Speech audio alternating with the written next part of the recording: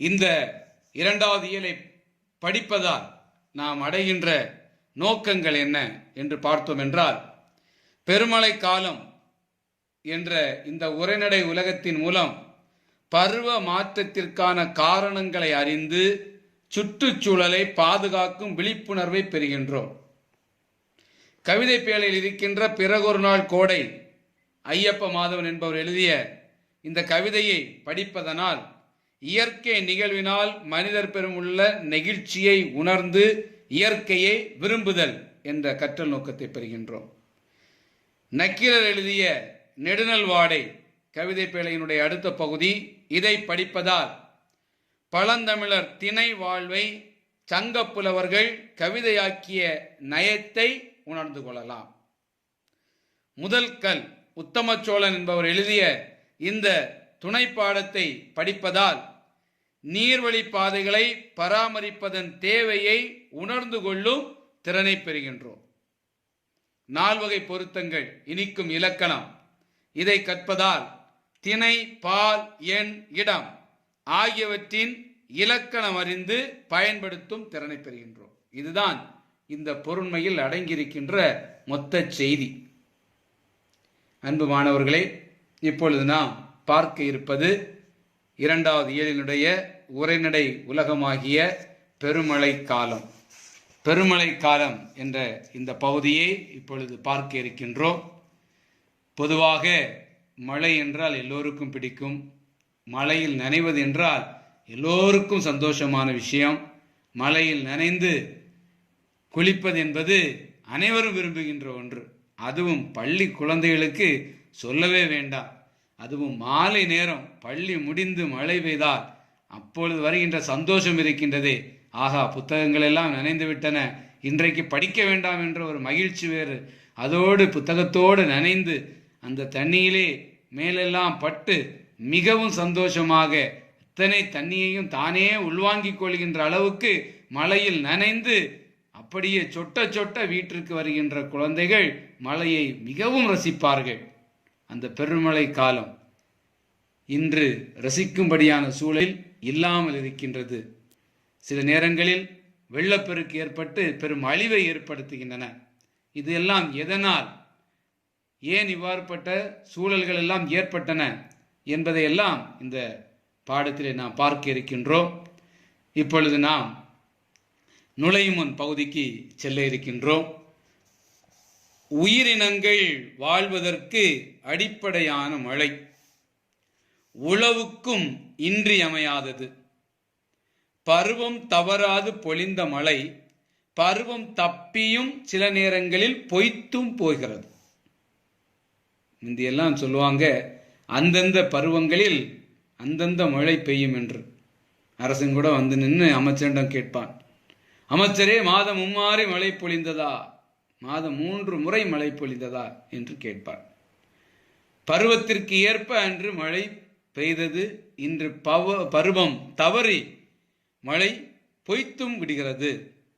இயற்கை சமநிலையை நாம் சீர்குலைத்ததன் விளைவே பருவநிலை மாற்றம். குறித்துக் கொள்ளுங்கள் மாணவர்களே, இயற்கை சமநிலையை நாம் சீர்குலைத்ததன் விளைவே பருவநிலை மாற்றம்.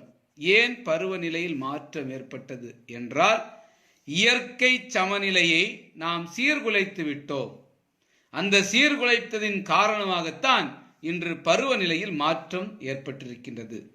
சரியான திட்டமிடுதலின்றி உருவாக்கப்படும் பெருநகர அமைப்பு. ஞாபகம் வைத்துக் கொள்ளுங்கள், இன்று அநேக வயல்வெளிகள், அநேக விவசாய நிலங்கள் இன்று கட்டிடங்களாக உருமாற்றம் பெற்றுக் கொண்டிருக்கின்றன. இவ்வாறு கட்டடங்களாக உருவாமாற்றம் பெறுகின்ற போது சரியான திட்டமிடாமல் பெருநகரங்களும் உருவாக்கப்படுகின்றன. அந்த நகரங்கள் உருவாக்கின்ற போது கழிவு நீர் எப்படி செல்ல வேண்டும், மழை பெய்தால் அந்த நீர் எப்படி செல்ல வேண்டும் என்பதற்கெல்லாம் முறையான திட்டங்கள் இல்லாதனால் இந்த பெருநகரங்கள் இன்று பெருவெள்ளம் வருகின்ற போது மிகப்பெரிய துன்பத்தை உருவாக்கி கொடுக்கின்ற இடங்களாக மாறிவிடுகின்றன. எனவே நீர் மேலாண்மையில் கவனம் செலுத்தாமை இவற்றால் மழைக்காலங்களில் பெரும் பாதிப்பு ஏற்படுகின்றது. 2 காரணங்களை சொல்லியிருக்கிறார்கள். ஒன்று, சரியான திட்டமிடுதல் இன்றி உருவாக்கப்படுகின்ற பெருநகர அமைப்பு. அடுத்தது, நீர் மேலாண்மையில் கவனம் இல்லை. நீர் மேலாண்மையில் நமக்கு அதிகமான கவனம் கிடையாது. இவற்றால் மழைக்காலங்களில் பெரும் பாதிப்பு ஏற்படுகிறது. இத்தகைய சிந்தனைகளை முன்வைக்கிறது இந்த கலந்துரையாடல். இது நமக்கு ஒரு கலந்துரையாடல் முறையில் தந்திருக்கின்றார்கள். கலந்துரையாடல் முறையில் இந்த பாடம் நமக்கு அமைக்கப்பட்டிருக்கின்றது. இந்த பாடத்தில் இருக்கின்ற ஒட்டுமொத்த செய்தியையும் இப்பொழுது உங்களுக்கு நான் சொல்லிவிட்டு பாடத்திற்கு உள்ளே செல்லலாம் என்று நினைக்கிறேன். இந்த பாடத்தில் சொல்லப்பட்டிருக்கின்ற ஒட்டுமொத்த செய்தி இதுதான். இந்த பாடத்தில் நாம் படிக்க இருப்பது இயற்கை சமநிலை என்றால் என்ன என்று படிக்க இருக்கின்றோம். புயலுக்கு பெயர் வைக்கும் முறையை பற்றி தெரிந்து கொள்ள இருக்கின்றோம். பசுமை குடில் வாயுக்கள் என்றால் என்ன, அவை எவை என்பதை அறிந்து கொள்ள இருக்கின்றோம். கார்பன் அற்ற ஆற்றல் என்றால் என்ன என்பதை அறிந்து கொள்ள இருக்கின்றோம். ஐக்கிய நாடுகளின் அமைப்பு என்ற ஒன்றை அறிந்து கொள்ள இருக்கின்றோம். இந்திய வானிலை ஆய்வுத்துறை பற்றி தெரிந்து கொள்ள இருக்கின்றோம். பருவநிலை மாற்றம் அப்படின்னா என்ன என்று இந்த பாடம் வழியாக புரிந்து கொள்ள இருக்கின்றோம். வெள்ளச் சமவெளிகள், இந்த வெள்ளச் சமவெளிகள் என்பவை யாவை, வெள்ளச் சமவெளிகள் என்றால் என்ன, எதை நாம் வெள்ளச் சமவெளிகள் என்று சொல்கின்றோம் என்பதை தெரிந்து கொள்ள இருக்கின்றோம். அந்த வெள்ளச் சமவெளிகளுடைய செயல்பாடுகள் என்ன, அந்த வெள்ளச் சமவெளிகள் இன்றைய நிலையில் எப்படி இருக்கின்றது, பழங்காலத்தில் வெள்ளச் சமவெளிகள் எப்படி இருந்தன, இன்றைய சூழ்நிலையில் இன்று வெள்ளச் சமவெளிகள் எப்படி இருக்கின்றன என்பதை அறிந்து கொள்ள இருக்கின்றோம். தமிழகத்தினுடைய நீர்நிலைகள், சுதந்திரம் கிடைத்த போது இருந்த நீர்நிலைகளுடைய எண்ணிக்கை என்ன, இப்பொழுது இருக்கின்ற நீர்நிலைகளின் எண்ணிக்கை என்ன என்பதை இந்த பாடம் நமக்கு தெள்ளத் தெளிவாக சுட்டிக்காட்டுகின்றது. வெள்ளப்பெருக்கின் போது மேற்கொள்ள வேண்டிய பணிகள் யாவை, நாம் வாழ்கின்ற பகுதியில் வெள்ளப்பெருக்கு ஏற்பட்டால் என்ன செய்ய வேண்டும், என்னென்ன பணிகளை மேற்கொள்ள வேண்டும் என்பதை இந்த பாடம் மூலம் அறிந்து கொள்ள இருக்கின்றோம்.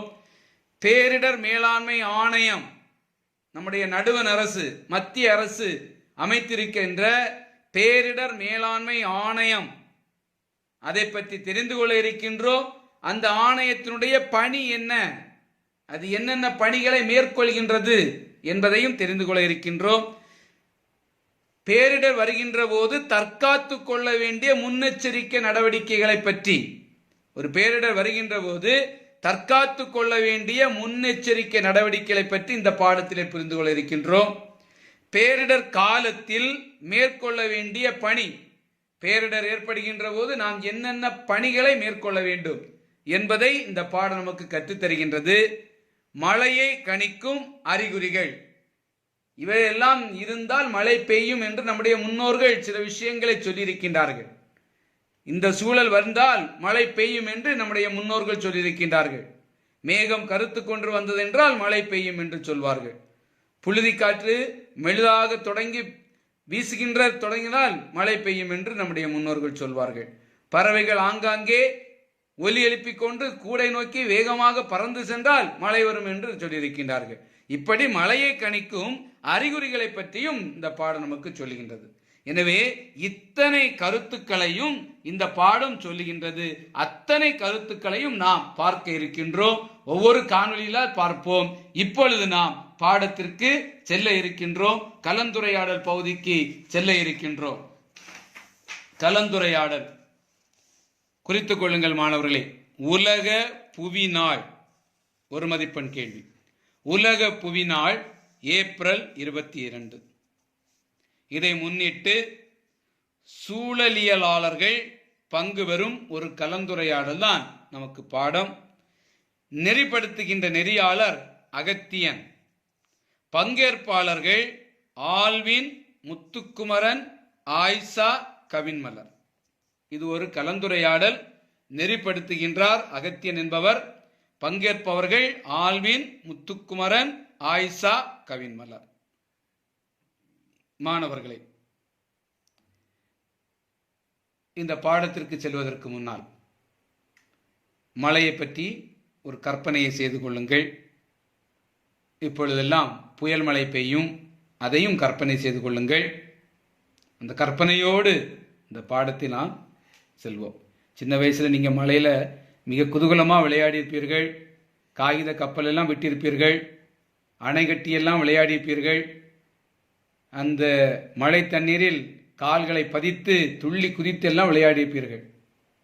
ஆனால் இன்று பெருமழை பெய்கின்ற போது நாம் வெளியே வர முடியாத ஒரு சூழல் இருக்கின்றது. இதையெல்லாம் கற்பனை செய்து கொண்டு இந்த பாடத்திற்கு செல்வோம். நெறியாளர் அனைவருக்கும் வணக்கம்.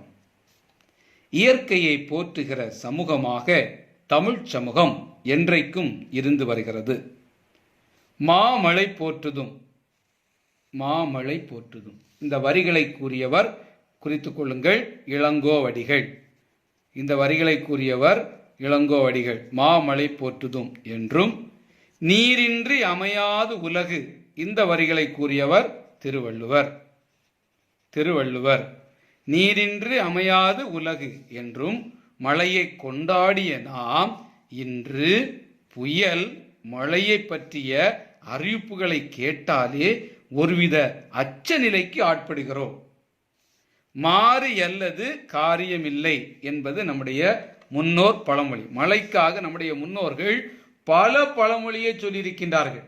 மாறி அல்லது காரியமில்லை, இடிக்கின்ற வானம் பொய்யாது, ஆணி அடைச்சாரல் ஆவணி முச்சாரல், ஆடி அமாவாசையில் மழை பெய்தால்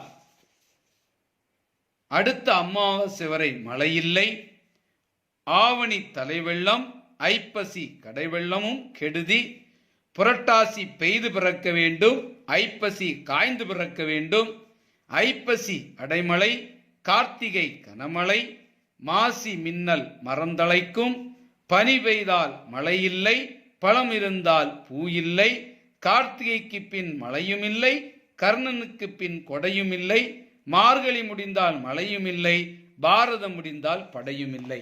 இது எல்லாம் மழையை பற்றி நம்முடைய முன்னோர்கள் சொன்ன பழமொழிகள். இன்றைக்கோ பெருமழை பொழிந்தால் காரியமே இல்லை என்று கூறும் நிலைக்கு தள்ளப்பட்டிருக்கிறோம். ஏன் இந்த நிலையை அடைந்தோம்? புயல், மழை, வெள்ளப்பெருக்கு உள்ளிட்ட குறித்துக் கொள்ளுங்கள், புயல், மழை, வெள்ளப்பெருக்கு உள்ளிட்ட இயற்கை நிகழ்வுகளை பற்றி அறிந்து கொள்வது இன்றியமையாத தேவை என்னும் சூழலில் இது குறித்து விரிவான கலந்துரையாடலை நிகழ்த்த நம்முடைய சூழியல் ஆய்வாளர்கள் வந்திருக்கிறார்கள். அவர்களோடு தொடர்ந்து பேசுவோம். நெறியாளர் பேசுகின்றார். அண்மை காலங்களில் தமிழ்நாடு குறித்துக் கொள்ளுங்கள், தமிழ்நாடு, ஜம்மு காஷ்மீர், உத்தரகாண்ட், கேரளா, பீகார் முதலான மாநிலங்களில் பெரு வெள்ளப்பெருக்கு ஏற்பட்டது. அப்பொழுது நாம் அதையெல்லாம் அனுபவித்திருக்கின்றோம், தொலைக்காட்சியில் பார்த்திருக்கின்றோம்.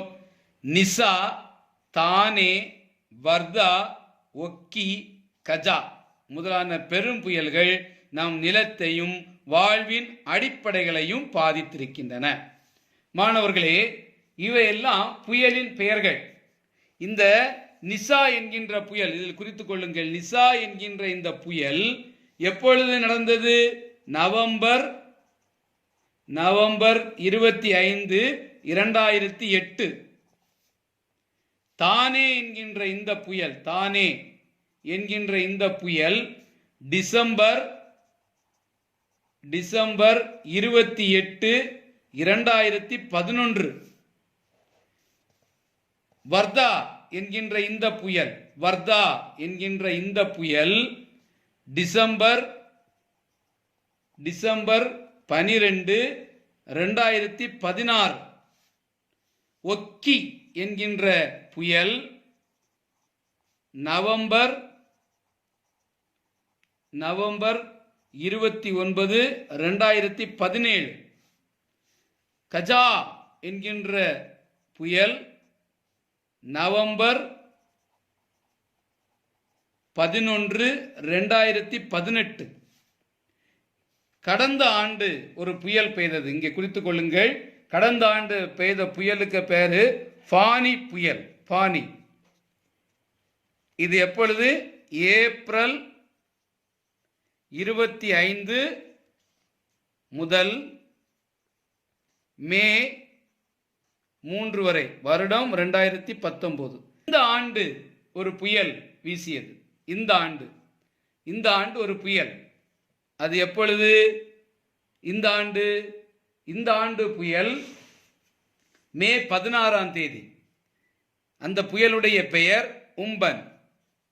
உம்பன் என்கின்ற இந்த புயல் மே 16, 2020 இது வங்கக்கடலில் உருவாகியது. இந்த புயல்கள் எல்லாம், இப்படிப்பட்ட இந்த பெரும் புயல்கள் எல்லாம் நம் நிலத்தையும் வாழ்வின் அடிப்படைகளையும் பாதித்திருக்கின்றன. உங்களுக்கு எல்லா இடங்களிலும் தெரியும், புயலினால் நம்முடைய தமிழ்நாட்டினுடைய பல மாவட்டங்களில் பலத்த சேதங்கள் ஏற்பட்டது, எல்லோரும் அறிந்தது. அதுவும் குறிப்பாக ஒக்கி என்கின்ற அந்த புயலில் பெரும் சேதத்தை நம்முடைய தமிழகம் சந்தித்தது. எனவே ஒவ்வொரு புயலும் பெரும் பெரும் பாதிப்பை ஏற்படுத்தியிருக்கின்றன. இப்பொழுது நான் சொன்னது எல்லாமே இந்தந்த புயல்கள் இந்தந்த நாட்களில் நம்முடைய மாநிலத்தை கடந்து சென்றவை. நம் நாட்டில் கடந்த 15 ஆண்டுகளில் 5 முறை, குறித்துக் கொள்ளுங்கள், ஒரு மதிப்பெண் கேள்வி. நம் நாட்டில் கடந்த 15 ஆண்டுகளில் 5 முறை வறட்சியும் ஏற்பட்டுள்ளது. குறித்துக் கொள்ளுங்கள், இது ஒரு மதிப்பெண் கேள்வி. 15 ஆண்டுகளில் எத்தனை முறை வறட்சி ஏற்பட்டிருக்கிறது? 5 முறை வறட்சி ஏற்பட்டிருக்கிறது. 2005ஆம் ஆண்டு மும்பையில் ஒரே நாளில் 994 மில்லிமீட்டர் மழை பெய்தது. குறித்துக் கொள்ளுங்கள், 994 மில்லிமீட்டர் ஒரே நாளில். 2010ஆம் ஆண்டு ஜம்மு காஷ்மீர் மாநிலம் லே என்கின்ற பகுதியில் 30 நிமிடங்களில் நிலையோடு இருந்தால்தான் அந்த பருவநிலைக்கேற்ற நிகழ்வுகள் நடக்கும். மாறாக அது சமநிலையை இழக்கும் போது இயல்பான பருவநிலையில் மாற்றம் ஏற்படுகிறது. இதன் காரணமாக குறித்துக் கொள்ளுங்கள், புயல், பெருமழை, பெருவெள்ளம், புவி வெப்பமாதல் உள்ளிட்ட மாறுபட்ட நிகழ்வுகள் நடக்கின்றன. மாணவர்களே, ஒரு இயற்கை எப்பொழுது சமநிலையாக இருக்குமோ அப்பொழுதுதான் அங்கு எந்த பருவநிலை மாற்றமும் ஏற்படாது. எப்பொழுது சமநிலையில் மாற்றம் ஏற்படுமோ, அது தன்னுடைய சமநிலையை இழக்குமோ, அப்பொழுது இயல்பான பருவநிலையில் மாற்றம் ஏற்படும். இவ்வாறு இயல்பான பருவநிலையில் மாற்றம் ஏற்படுகின்ற போது அது புயலாக, பெருமழையாக, பெருவெள்ளமாக, ஏனைய நிகழ்வுகளாக நமக்கு ஒரு பேரிடரை கொண்டு தருகின்றது. எனவே அவர் ஆல்வின் இந்த செய்தியை சுட்டிக்காட்டுகின்றார். நெறியாளர் அடுத்ததாக சொல்லுகின்றார், புவி வெப்பமடைவது இயற்கையாகவே நேர்கிறதா அல்லது மனிதர்களது செயல்பாடுகளால் நேர்கிறதா என்ற விவாதம் இன்றும் அறிவியலாளர்களிடையே நடைபெற்று வருகிறது. இது ஒரு சந்தேகமாக இருந்து கொண்டிருக்கிறது. புவி வெப்பமடைகிறது, கடந்த காலங்களை விடவும் இப்பொழுது புவி மிகவும் வெப்பமடைந்து கொண்டே இருக்கின்றது என்று சொல்லுகின்றார்கள். இன்னும் கொஞ்சம் குறிப்பிட்ட காலங்களில் புவி வெப்பமடைதல் மிகவும் உச்சக்கட்டத்தை அடைந்துவிடும் என்று சொல்லுகின்றார்கள். இந்த புவி வெப்பமடைவது இயற்கையாகவே நடக்கின்ற ஒரு செயலா அல்லது மனிதர்கள் செயல்பாடுகளால், மனிதனுடைய செயல்பாடுகள் இயற்கைக்கு மாறாக செய்கின்ற இந்த செயல்பாடுகளால் இயற்கை தன்னுடைய இயல்பை இழந்து புவி வெப்பமடைகிறதா? இந்த கருத்தை பற்றி அறிவியலாளர்களிடையே இன்றும் விவாதம் நடந்து கொண்டிருக்கிறது என்று அவர் சொல்லுகின்றார். அதற்கு முத்துக்குமாரன் பதில் சொல்லுகின்றார். பார்ப்போம் என்ன என்று. மனிதன் தன் பேராசை காரணமாக இயற்கை வளங்களை கடுமையாக சேதப்படுத்தியதின் விளைவை இன்று சந்தித்துக் கொண்டிருக்கிறான். இங்கிலாந்தை சேர்ந்த அறிவியல் கருத்தாளர், குறித்துக் கொள்ளுங்கள், டேவிட் கிங் சொல்லுகின்றார், புவி வெப்பமடைதல் மனிதன் உருவாக்கி கொண்ட சிக்கலே என்று திட்டவட்டமாக கூறுகின்றார். இன்று புவி தன்னுடைய இயல்பான வெப்பநிலையிலிருந்து படிப்படியாக உயர்ந்து கொண்டிருப்பதற்கு காரணம் முழுக்க முழுக்க மனிதனுடைய செயல்பாடு. இது மனிதன் உருவாக்கி கொண்ட ஒரு சிக்கல் என்று இங்கிலாந்தை சேர்ந்த அறிவியல் கருத்தாளர் டேவிட் கிங் என்பவர் சொல்கின்றார். ஒரு கேள்வி, அறிவியல் கருத்தாளர் டேவிட் கிங் கூறும் கருத்து என்ன? அவர் கூறுகின்ற கருத்து, புவி வெப்பமடைதல் மனிதன் உருவாக்கி கொண்ட சிக்கல். நெறியாளர் கேட்கின்றார், புவி வெப்பமடைவது இயற்கையாகவே நேர்கிறதா அல்லது மனிதனுடைய செயல்பாடுகளால் நேர்கிறதா? இந்த விவாதம் இன்றும் அறிவியலாளரிடையே நடைபெற்று வருகிறது. இதற்கு டேவிட் முத்துக்குமரன் சொல்லுகின்றார். டேவிட் கிங் என்கின்ற இங்கிலாந்தை சேர்ந்த அறிவியல் கருத்தாளர் சொல்லுகின்றார், புவி வெப்பமடைதல் மனிதன் உருவாக்கி கொண்ட ஒரு சிக்கல். ஏனென்றால் அவன் இயற்கை சமநிலையை கெடுக்கின்றான். இயற்கை சமநிலையில் இருந்தால் அந்தந்த பருவத்தில் நடக்க வேண்டியது நடக்கும். இயற்கை சமநிலையை கெடுப்பதால், இயற்கை சமநிலையை நாம் சரிவர பின்பற்றாமல் இருப்பதால் பருவநிலையில் மாற்றம் ஏற்படுகின்றது. இந்த மாற்றத்தின் காரணமாக புவி வெப்பமடைகிறது என்று கூறுகின்றார். ஆர்க்டிக் பகுதி கடந்த 30 ஆண்டுகளில் 4 லட்சம் சதுர மைல்கள் உருகியுள்ளது. குறித்துக் கொள்ளுங்கள் மாணவர்களே, ஆர்க்டிக் பகுதி கடந்த 30 ஆண்டுகளில் 4 லட்சம் சதுர மைல்கள் உருகியுள்ளது. ஒரு மதிப்பெண் கேள்வி. எத்தனை சதுர மைல்கள் உருகியுள்ளது? 4 லட்சம் சதுர மைல்கள். எத்தனை ஆண்டுகளில்? 30 ஆண்டுகளில். 30 ஆண்டுகளில் 4 லட்சம் சதுர மைல்கள் எந்த பகுதி? ஆர்க்டிக் பகுதி உருகியுள்ளது. இதற்கு காரணம் புவி வெப்பமாதலே. இந்த புவி வெப்பமாதலுக்கு காரணம் யாரு? இந்த புவி வெப்பமாதலுக்கு காரணம் மனிதர்கள் தங்கள் பேராசை காரணமாக இயற்கை வளங்களை கடுமையாக சேதப்படுத்தியதன் விளைவைதான் இன்று சந்தித்துக் கொண்டிருக்கிறோம். இதனால் நாம் இயற்கையினுடைய சமநிலையை கெடுக்கின்றோம். சரி, இயற்கை சமநிலைனா என்ன?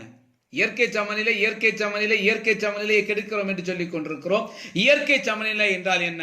அதைத்தான் இந்த பெட்டி செய்தியில் கொடுத்திருக்கிறார்கள். இயற்கை சமநிலை என்றால் மழை பெய்வதால் எல்லாவற்றிலும் நீர் ததும்புகிறது, செடி கொடிகள் வளர்கின்றன, காய்கனிகள் காய்க்கின்றன, நெல் தானியங்கள் விளைகின்றன, மனிதன் காய்கறிகளையும் விலங்குகளையும் உண்கின்றான், ஆடு மாடு போன்றவை செடி கொடிகளை மேய்கின்றன, புலி சிங்கம் போன்றவை ஆடு மாடு மான்களை உண்கின்றன, தாவரங்களை உண்ணும் பிராணிகள் தாவரங்களை உண்டு வாழ்கின்றன, விலங்குகளை உண்ணும் உண்ணிகள் தாவரங்களை உண்ணும் விலங்குகளை பிடித்து உண்கின்றன. இந்த இயற்கையின் சுழற்சியையே இயற்கை சமநிலை. இதை இன்று நாம் கெடுத்ததால், இந்த உணவு சங்கிலி முறையை நாம் கெடுத்ததால் இன்று இயற்கை சமநிலை கெட்டுவிட்டது. அந்த இயற்கை சமநிலை கெட்டுவிட்ட காரணத்தினால் பருவங்கள் மாற்றமடைகின்றன. இப்பொழுது கூட சமீபத்திலே இயற்கை சமநிலையினுடைய ஒரு சூழலை நாம் சந்தித்துக் கொண்டிருக்கின்றோம். பாலைவன வெட்டுக்கிளிகள். இந்த பாலைவன வெட்டுக்கிளிகள் மூலமாக இன்று நாம் இயற்கை சமநிலையை கெடுத்ததனுடைய அனுபவத்தை அனுபவித்துக் கொண்டிருக்கின்றோம். ஒரு குறிப்பிட்ட நேரத்திற்குள் எத்தனையோ 1000 கிலோ உணவுகளை அவை உண்டு கழிக்கின்றன. அவை மிகவும் அதிகமாக விவசாயிகளுக்கு தீமையை தந்து கொண்டிருக்கின்றன. இதற்கு காரணம் இயற்கை சமநிலையை கெடுத்தது. இந்த இயற்கை சமநிலையை நாம், அதனுடைய உணவு சங்கிலி முறையை நாம் நம்முடைய பேராசையின் காரணமாக இன்று அழித்து விட்டோம்.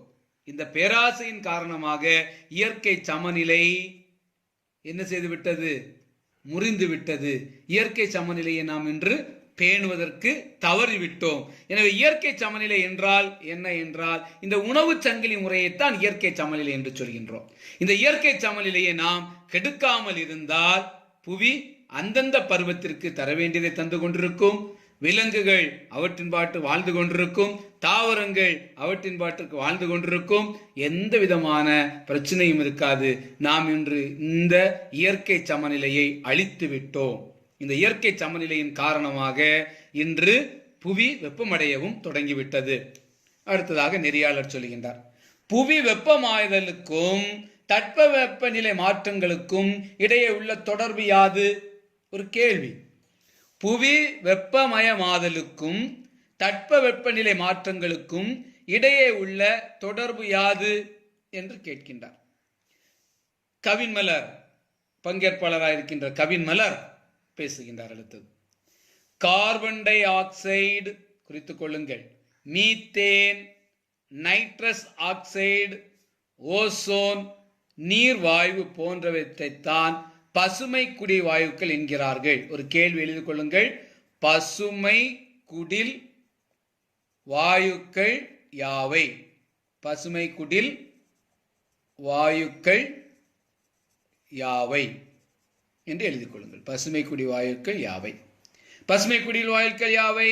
Carbon dioxide, methane, nitrous oxide, ozone, நீர்வாயு போன்றவற்றை தான் பசுமை குடில் வாயுக்கள் என்கிறார்கள். இதன் அளவு அதிகமாக அதிகமாக புவி வெப்பமடைய தொடங்குகிறது. நாம் இன்று அதிகமாக பயன்படுத்துகின்ற ஏசி, ஃப்ரிட்ஜ் இவற்றிலிருந்து வருகின்ற வாயுக்கள் எல்லாம் மேலே சென்று ஓசோன் படலத்தை தாக்குகின்றன. இந்த ஓசோன் படலத்தில் தாக்குவதால் ஓசோன் படலத்தில் ஓட்டை ஏற்பட்டு புவியினுடைய கதிர்வீச்சு நேரடியாக, சூரியனுடைய கதிர்வீச்சு நேரடியாக புவியை வந்து தாக்குகின்றது. எனவே இந்த பசுமை குடில் வாயுக்கள் என்ன செய்கின்றன? அதிகமாக அதிகமாக புவி வெப்பமடைய தொடங்குகிறது. அதிகமான வாகன போக்குவரத்து, அதிகமான ஏசி பயன்பாடு, அதிகமான ஃப்ரிட்ஜ் பயன்பாடு, அதிகமான தொழிற்சாலையினுடைய வாயுக்கள் இவை எல்லாம் மேலே சென்று ஓசோன் படலத்தை தாக்கி இன்று புவி வெப்பமடைய காரணமாகின்றன. இதனால் காலநிலை மாறுதல்கள் ஏற்பட்டு புவியின் இயக்கம் குறைந்து வருகிறது. எனவே மாணவர்களை கவனித்துக் கொள்ளுங்கள். எனவே மாற்று ஆற்றல்களாக விளங்கக்கூடிய, குறித்துக் கொள்ளுங்கள், சூரிய ஆற்றல், காற்று ஆற்றல், ஹைட்ரஜன் ஆற்றல், தாவர ஆற்றல் போன்ற கார்பன் அற்ற ஆற்றல் பயன்பாட்டை நோக்கி உலக நாடுகள் சென்றால் மட்டுமே நிலைமையை ஓரளவேனும் கட்டுப்படுத்த முடியும். ஒரு கேள்வி, கார்பன் அற்ற ஆற்றல்கள் என்றால் யாவை? கார்பன் எழுதிக் கொள்ளுங்கள். கார்பன் அற்ற ஆற்றல்கள் யாவை? கார்பன் அற்ற ஆற்றல்கள் யாவை? எதெல்லாம் கார்பன் அற்ற ஆற்றல்கள்? கார்பன் இருந்தால் அது என்ன செய்யும்? ஓசோன் படலத்திற்கு பாதிப்பை ஏற்படுத்தும். ஓசோன் படலத்திற்கு பாதிப்பை ஏற்படுத்தினால் புவியில் என்ன வந்து விழும்? சூரியனுடைய ஒளிக்கதிர் நேரடியாக அதனுடைய புற ஊதா கதிர்கள் மிகவும் நேரடியாக வந்து புவியை தாக்கும். இதனால் புவியினுடைய வெப்பநிலை அதிகமாகும். எனவே கார்பன் அற்ற ஆற்றல்களை நாம் பழக்கப்படுத்திக் கொள்ள வேண்டும். இனி வருகின்ற காலங்களில் இவற்றை நாம் நம்முடைய வாழ்க்கையோடு பயன்படுத்திக் கொள்ள வேண்டும். அது எதெல்லாம்? சூரிய ஆற்றல், சூரியனிலிருந்து மின்சாரம் தயாரிப்பது, சூரியனிலிருந்து பிற ஆற்றல்களை எடுத்துக்கொள்வது, காற்றிலிருந்து இன்று மின்சாரம் தயாரிக்கின்றார்கள். ஹைட்ரஜன் ஆற்றல், தாவர ஆற்றல், இப்படி கார்பன் அற்ற ஆற்றல்களை உலக நாடுகள் இன்று பயன்படுத்தினால் மட்டும்தான் நிலைமையை ஓரளவேனும் என்ன செய்ய முடியும்? கட்டுப்படுத்த முடியும். இல்லை என்றால் நிலைமையை கட்டுப்படுத்துவதற்கு வாய்ப்பே இருக்காது. எனவே இந்த கார்பன் அற்ற ஆற்றல்களை நாம் நம்முடைய வாழ்க்கையோடு பயன்படுத்த பழகிக்கொள்ள வேண்டும். நெறியாளர் சொல்கின்றார். உலக நாடுகள் என்று கூறினீர்களே, உலக நாடுகள் ஒன்றிணைந்து புவி வெப்பமயமாதலை கட்டுப்படுத்த எத்தகைய நடவடிக்கைகள் எடுத்து வருகின்றன? உலக நாடுகள் என்று சொல்றீங்களா? உலக நாடுகள் எல்லாம் ஒன்றிணைந்து புவி வெப்பமயமாதலை கட்டுப்படுத்த இதுவரைக்கும் ஏதாவது நடவடிக்கை எடுத்திருக்குவா என்று நெறியாளர் கேட்கின்றார். ஆயிஷா அதற்கு பதில் சொல்கின்றார். ஐக்கிய நாடுகள் அவை 1992 ஆண்டு ரியோடி ஜெனிரோவில் காலநிலை மாற்றம் பற்றி பணி திட்ட பேரவையை உருவாக்கியது. இந்த அமைப்பில் தொடக்கத்தில் 50 நாடுகள் உறுப்பினர்களாக இருந்தன. பின்னர் இந்த எண்ணிக்கை 193 நாடுகளாக உயர்ந்தது. ஒவ்வொரு ஆண்டும் பசுமை குடில் வாயுக்களை கட்டுப்படுத்துவது குறித்த உரையாடல் தொடர்ந்து மேற்கொள்ளப்பட்டு வருகின்றது. இவ்வாயுக்களை வெளியேற்றும் தொழிற்சாலைகளை கொண்டுள்ள நாடுகளை கணக்கெடுத்தால் அது எதெல்லாம்? சீனா, அமெரிக்கா, ரஷ்யா, ஜப்பான் ஆகிய நாடுகள் முன்னணியில் உள்ளன. இந்த பட்டியலில் நம்முடைய இந்தியாவும் உள்ளது. எனவே இந்த பசுமை குடில் வாயுக்களை அதிகமாக வெளியிடும் நாடுகள் பட்டியலில் நம்முடைய நாடும் இருக்கின்றன. இவ்வாயுக்களை வெளியேற்றும் தொழிற்சாலைகளை கொண்டுள்ள பசுமை குடில் வாயுக்களை அதிகமாக வெளியிடும் நாடுகள் யாவை? ஒரு கேள்வி. பசுமை குடில் வாயுக்களை அதிகமாக வெளியிடும் நாடுகள் எவை? சீனா, அமெரிக்கா, ரஷ்யா, ஜப்பான் இவையெல்லாம் முன்னணியில் இருக்கின்றன. இந்த பட்டியலில் இந்தியாவும் இருக்கின்றது. உலக ஐக்கிய நாடு சபை என்ன செய்திருக்கிறது இதுவரைக்கும்? ஐக்கிய நாடு சபை இது சம்பந்தமாக ஒரு அவையை கூட்டி ஒரு அமைப்பை தொடங்கி 50 நாடுகள் உறுப்பினர்களாக இருந்தார்கள். தற்போது 193 நாடுகள் உறுப்பினர்களாக இருக்கின்றார்கள். ஆண்டுதோறும் இதை பற்றிய திட்டங்களை அவர்கள் செய்து கொண்டிருக்கின்றார்கள். எனவே இந்த நிலையில் பசுமை குடில் வாயுக்களை வெளியிடும் நாடுகள் இந்த பசுமை குடில் வாயுக்களை அதிகமாக வெளியிடுவதை நிறுத்தினால் மட்டும்தான் புவி வெப்பமடைவதை குறைக்க முடியும். எனவே புவி வெப்பமடைவதை குறைக்க வேண்டும் என்றால் பசுமை குடில் வாயுக்களை வெளியிடுகின்ற இந்த காலச்சூழலுக்கு ஏற்ப நாம் செயல்படுவதை மாற்றம் கொண்டு வந்து கார்பனற்ற ஆற்றல்களை அதிகமாக ஊக்கப்படுத்தி சென்றால் மட்டும்தான் புவி வெப்பமடைவதை நம்மால் சரிபடுத்த முடியும். எனவே புவி வெப்பமயமாதல் ஏற்படும் கேடுகள் நம் எதிர்கால வாழ்வையும் வரும் தலைமுறையும் அச்சுறுத்துவதாக இருக்கும் என எச்சரிக்கை விடுக்கப்படுகிறதா என்று ஒரு கேள்வியை நெறியாளர் கேட்கின்றார். புவி வெப்பமாதலால் ஏற்படும் கேடுகள் நம் எதிர்கால வாழ்வையும் வரும் தலைமுறையையும் அச்சுறுத்துவதாக இருக்கும் என எச்சரிக்கை விடுக்கப்படுகிறதா? பழைய காலத்தில் சொல்லுவாங்க, அப்பா என்ன அழகான உலகப்பா, இது அருமையா காற்று வருது, அருமையா இருக்கிறது, வெக்கையே இல்லை, வெப்பமே இல்லை, சூடே இல்லை அப்படின்னு சொல்லுவாங்க. இன்னைக்கு ஃபேன் ஓடிட்டே இருந்தாலும் வியர்வை அது பாட்டுக்கு வந்துகிட்டே இருக்கிறது. எனவே அந்த அளவுக்கு இன்று வெப்பம் மாறிக்கொண்டே இருக்கிறது. பழைய ஒரு உலகத்தினுடைய இயற்கை சூழல் இன்று இல்லை என்பதை நாம் அனைவரும் கண்கூடாக கண்டு கொண்டிருக்கின்றோம். எனவே புவி வெப்பமாதலால் ஏற்படும் கேடுகள் நம் எதிர்கால வாழ்வையும் வரும் தலைமுறையும் அச்சுறுத்துவதாக. இன்று நாம் சுகமாக இருக்கின்ற இந்த பூமியை வருங்கால தலைமுறையிலும் அழகாக அனுபவிக்க வேண்டும். அப்படி அழகாக அனுபவிப்பதற்கு இந்த புவியை நாம் எந்த விதமான கெடுதலும் இல்லாமல் அப்படியே நம்முடைய எதிர்கால சந்ததியினுடைய கையிலே கொடுக்க வேண்டும். அப்போ எதிர்கால வாழ்வையும் வரும் தலைமுறையும் அச்சுறுத்துவதாக இருக்கும் என எச்சரிக்கை விடுக்கப்பட்டிருக்கிறதா என்று நெறியாளர் கேட்கின்றார். அதற்கு ஆயிஷா என்ன பதிலை கூறியிருப்பார் என்பதை நாம் அடுத்த காணொலியில்